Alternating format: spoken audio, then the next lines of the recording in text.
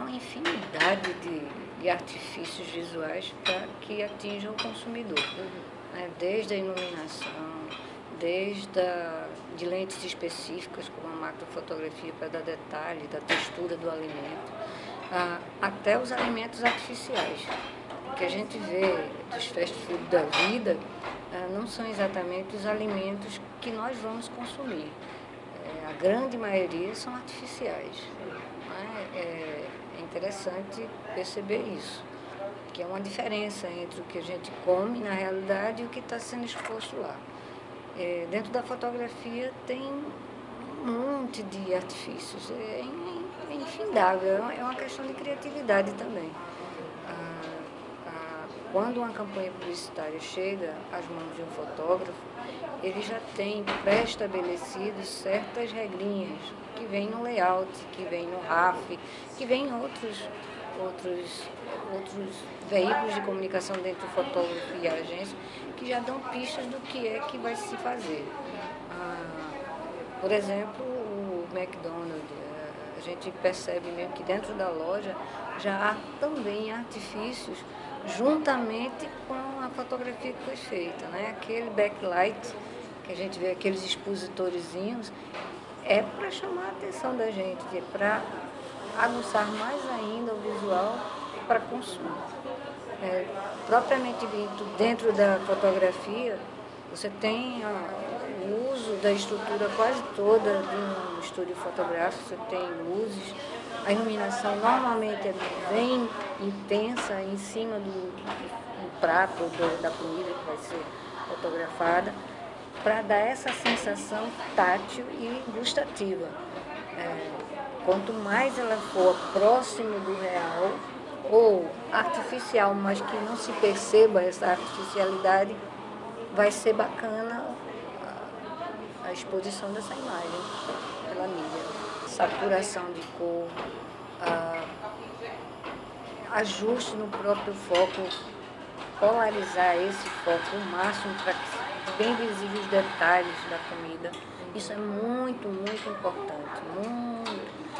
E nos fast food realmente usa a artificialidade dos alimentos. Mas, por exemplo, em pratos feitos de restaurante, a grande maioria vai para dentro do restaurante e fotografa os pratos. Há uma diferença entre a gastronomia e entre os fast food. Os fast food normalmente são complicados, porque realmente eles costumam ser bem artificiais no ponto de vista da construção do ato fotográfico. Diferentemente da gastronomia, que são pratos verdadeiros e que se manipula a luz em cima deles. Acho que a diferença maior entre fast food e gastronomia que se faz hoje, em termos de publicidade, é essa. E outras ferramentas que a gente pode ter usado dentro do Adobe Photoshop ou do Lightroom é a própria manipulação da luz, melhorar o ato fotográfico em termos de luz, de cor, de corte, de recorte mesmo. Tem certas fotografias que você vê que é preciso recortar o alimento e colar no outro fundo para ficar mais atraente. Dependendo muito da proposta que se venha no layout, essa coisa é feita, essa coisa é articulada. Se usa muito uma luz direcionada, uma luz bem próxima. Nunca se usa uma luz difusa, que é uma luz mais própria para modelos, para coisas mais abertas. Isso é uma constante, realmente.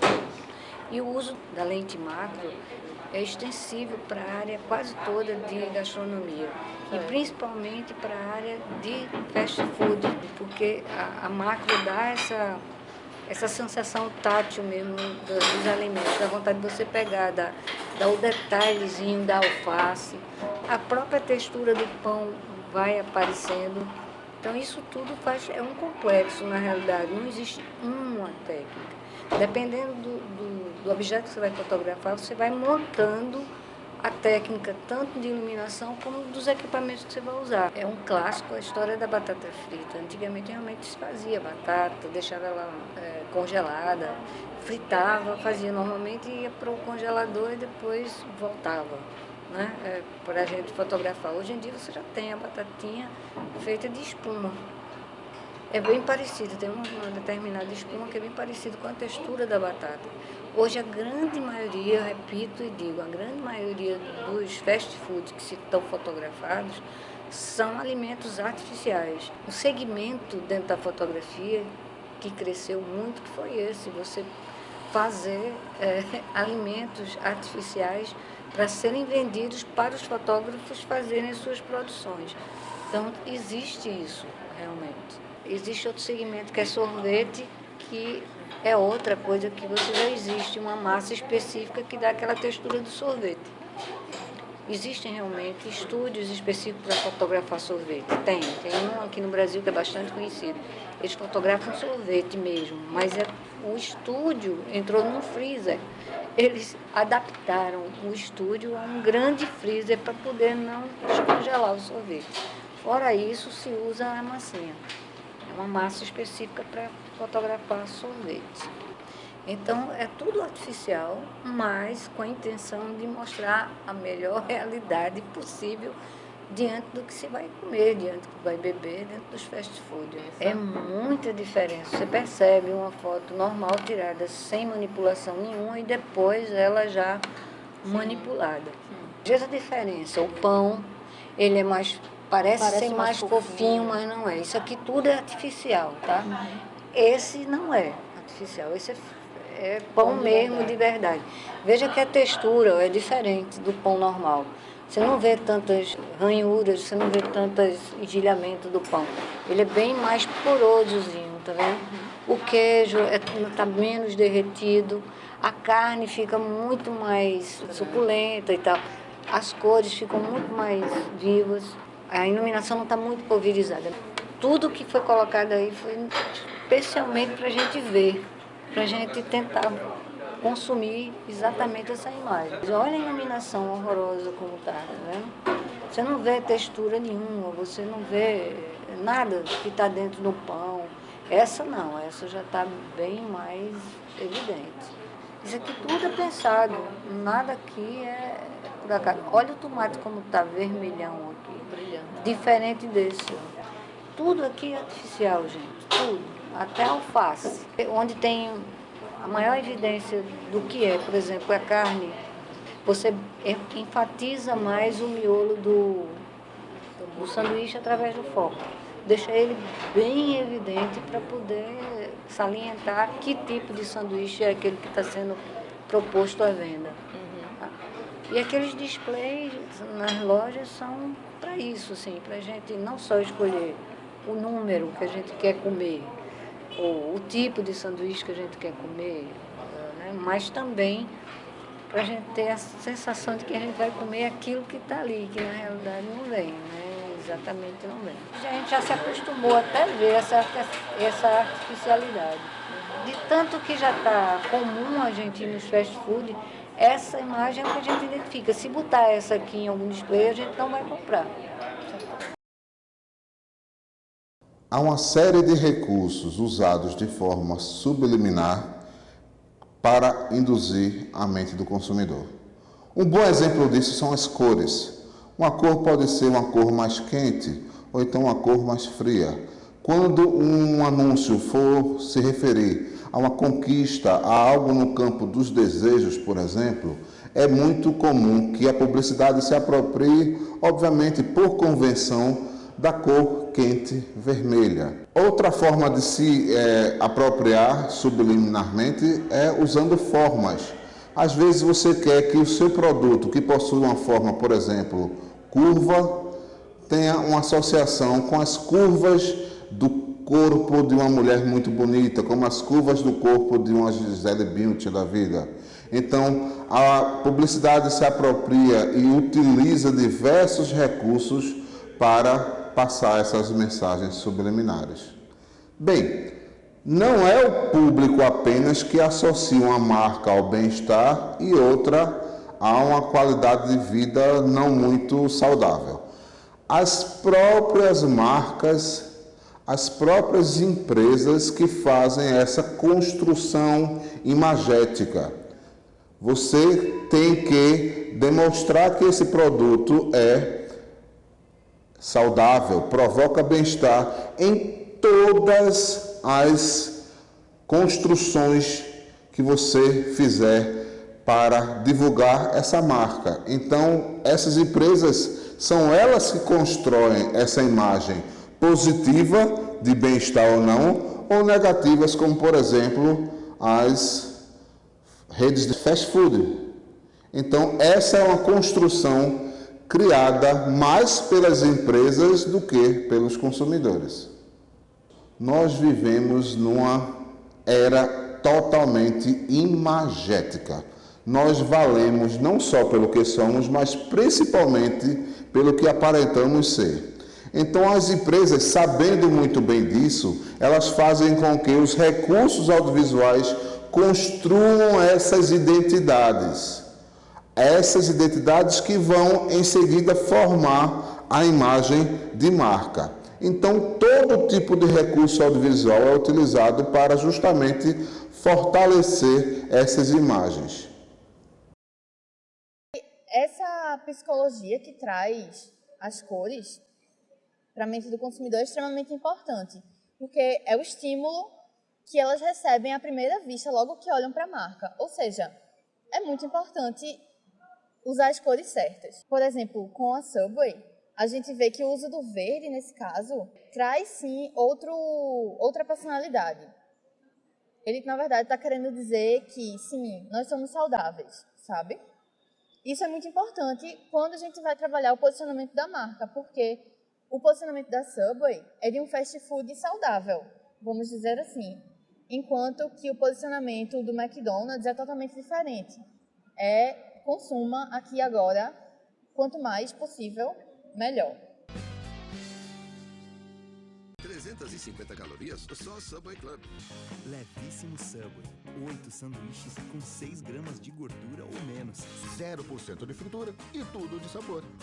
Não só na comunicação visual, mas também em outros aspectos da marca, como, por exemplo, o merchandising no ponto de venda, é extremamente importante o uso das cores, porque é a primeira impressão que se vai ter da marca.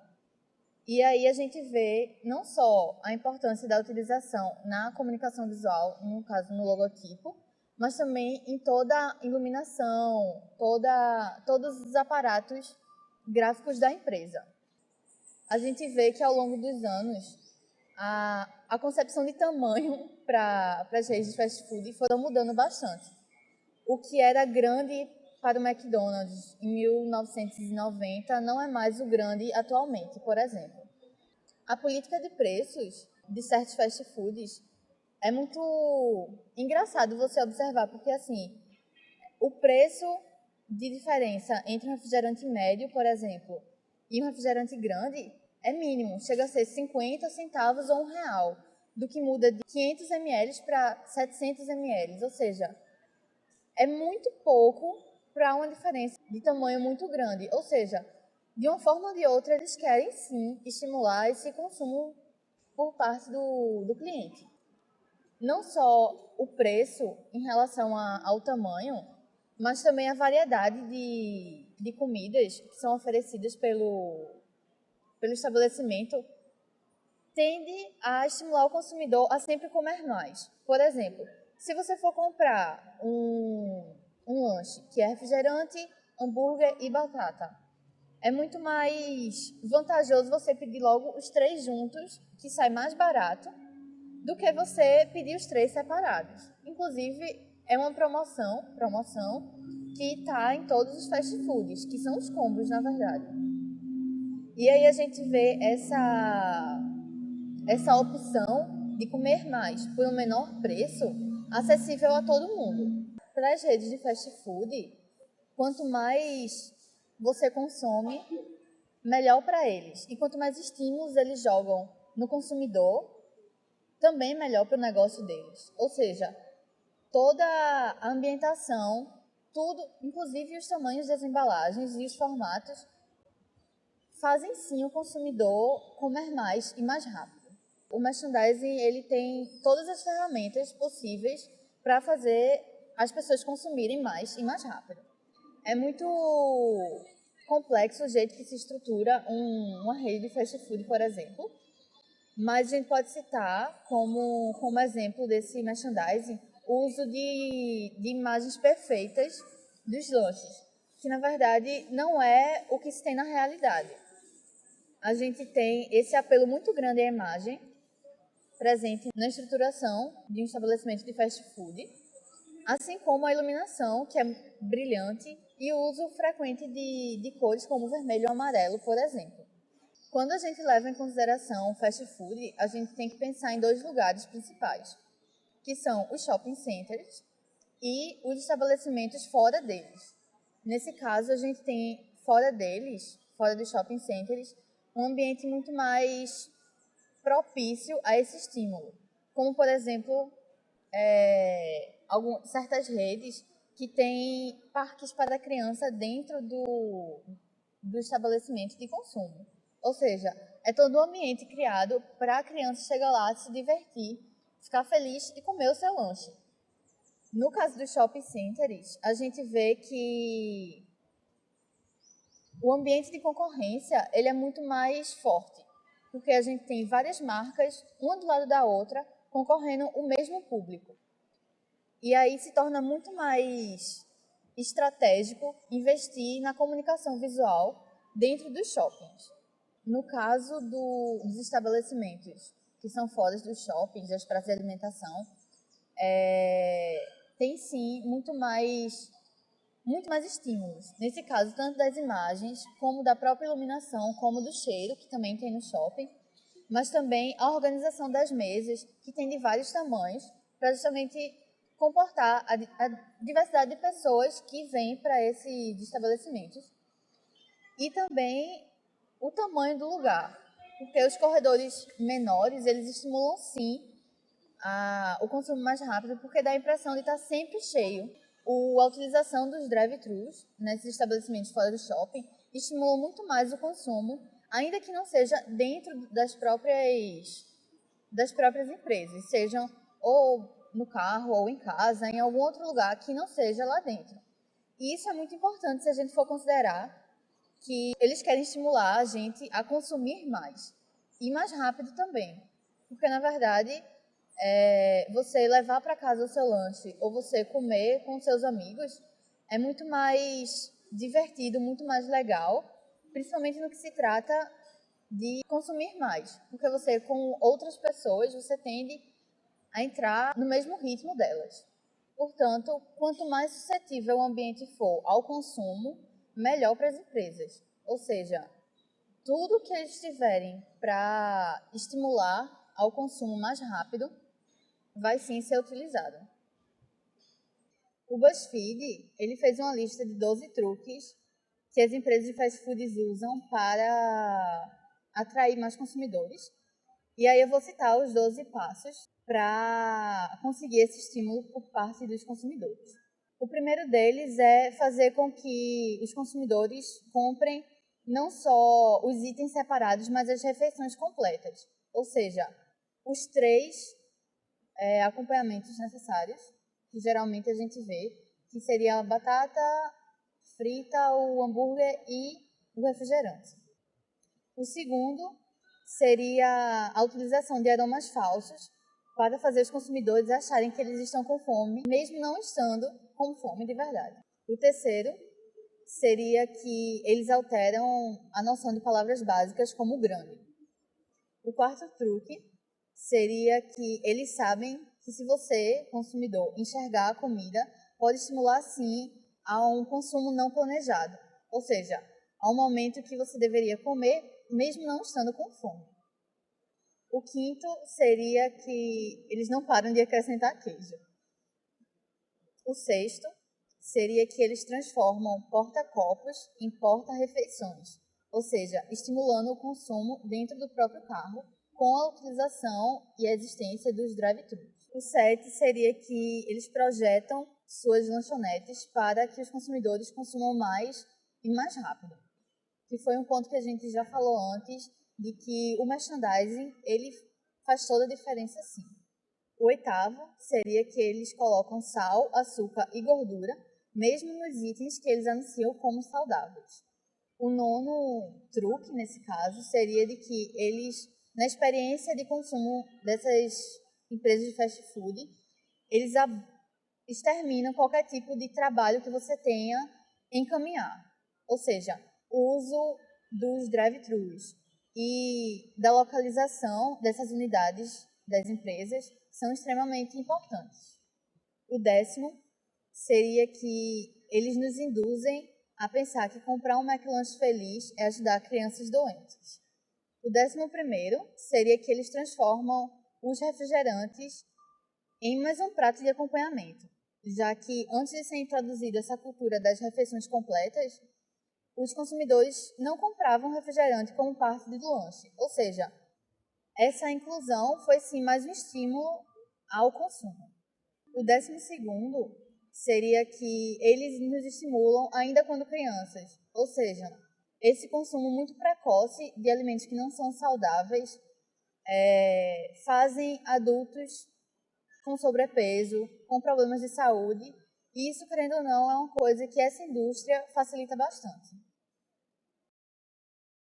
Quando a gente fala da rede de fast food infantil, as estratégias utilizadas para atrair, né, o consumo da criança é a partir da percepção. Na psicologia existe uma teoria, que é a teoria da Gestalt, que ela vai trabalhar com a percepção das pessoas através dos estímulos, né? As campanhas elas estimulam muito um mundo de fantasia, né, envolvido no alimento. Nós temos uma grande rede.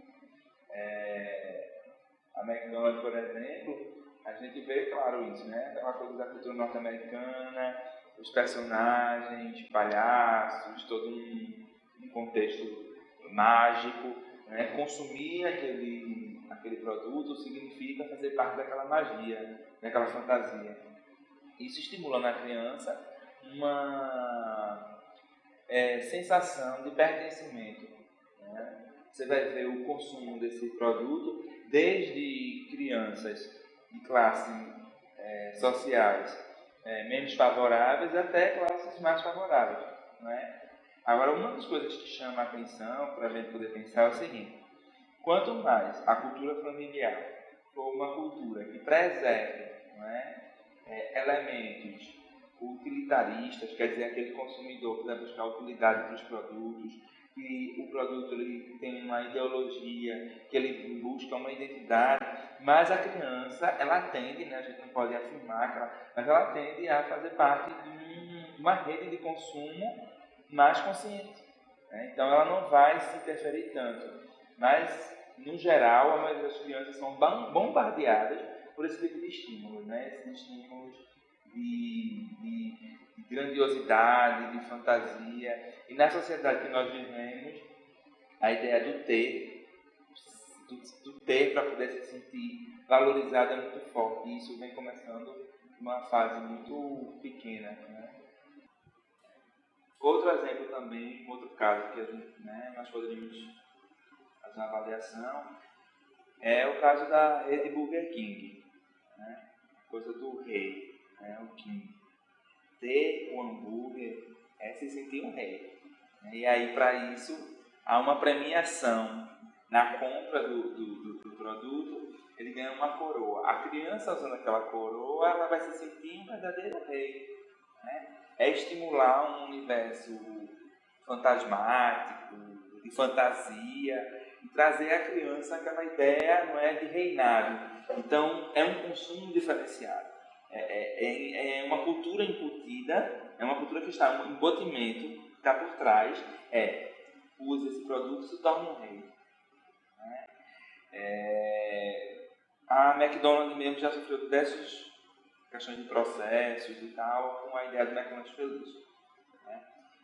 A gente sabe que a forte influência da cultura norte-americana vem aquela caixinha onde ganha um brinde, né? Um bonequinho, algum brinquedinho que vai estimular. Então a criança, além de se sentir pertencente a uma cultura do luxo, a uma cultura diferenciada, que consome um alimento que é feito bem rápido e que ele tem toda uma lógica de fantasia, a criança ainda vai, com isso, né, ter algo prejudicial, que é uma outra faceta, que é a questão da alimentação inadequada.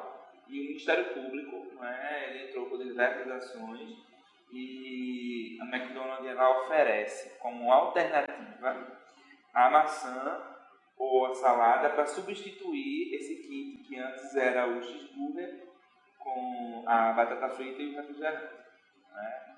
A gente sabe que isso não adianta de uma forma mais nutricional, no aspecto mais nutricional, mas é uma estratégia pelo menos para dirimir maiores problemas, porque a criança pode substituir. E a gente não sabe se ela também vai substituir, não é? Porque aí isso vai estar muito envolvido com a cultura familiar, que é realmente a primeira referência das crianças. Famílias que estimulam uma cultura mais nutricional, regada de legumes, verduras, não vai, com certeza, né, estimular o consumo desse tipo de produto. Mas a criança vai viver aquela tensão.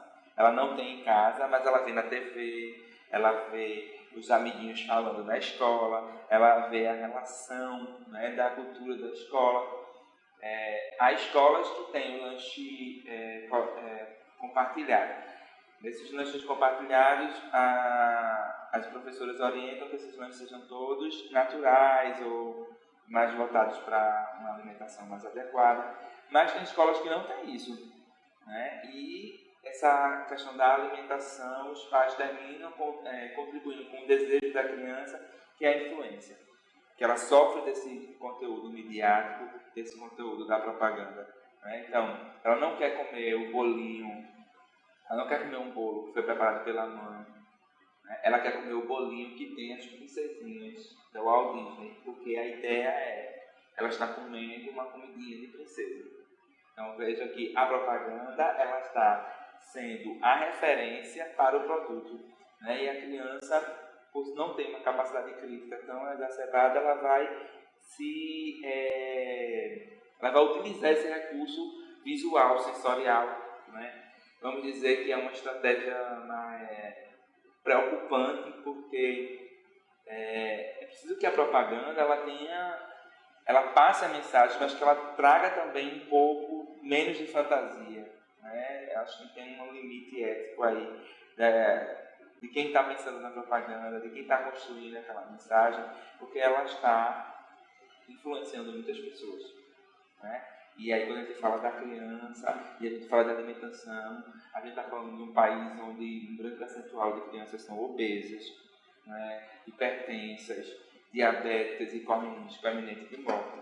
Então a gente pode contribuir para uma sociedade que pode consumir, né? Não estou com isso falando que a gente pode ter vamos acabar com esse comportamento, não. O consumo ele está na relação humana desde que o homem começou a sair de uma lógica individualista e ver o processo de industrialização.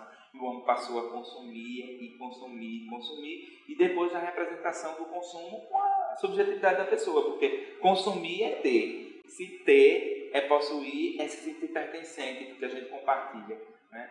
E a criança, ela compartilha tudo isso, principalmente com a sua referência familiar. O adolescente também vem nesse processo, porque o adolescente ele vai se enquadrar numa rede de amigos, e essa rede de amigos é uma rede social de pertencimento, né? Então, o que o grupo consome, ele vai querer consumir para poder se sentir pertencente, né? E aí meio que o adolescente, nesse aspecto, com as devidas aspas, para os adolescentes não surtarem, eles são um pouco crianças, são um pouco infantis, porque eles não vão ser críticos nesses outros aspectos e vão ficar apenas voltados porque a propaganda diz como se fosse a única verdade.